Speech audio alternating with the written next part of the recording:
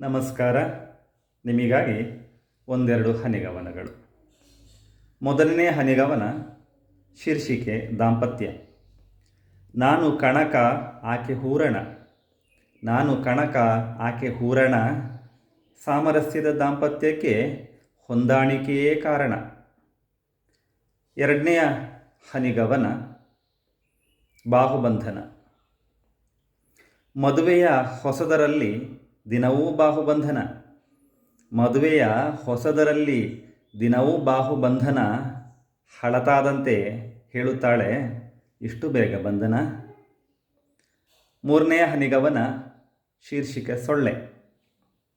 ಮಡದಿಯಂತೆ ಸೊಳ್ಳೆಯದು ಕೂಡ ಒಂದೇ ರಾಗ, ಮಡದಿಯಂತೆ ಸೊಳ್ಳೆಯದು ಕೂಡ ಒಂದೇ ರಾಗ, ಮನೆಯನ್ನು ಶುಚಿಯಾಗಿರಿಸಿ, ಇಲ್ಲದಿದ್ದರೆ ಮಲಗಲು ಬಿಡುವುದಿಲ್ಲ ಬೇಗ.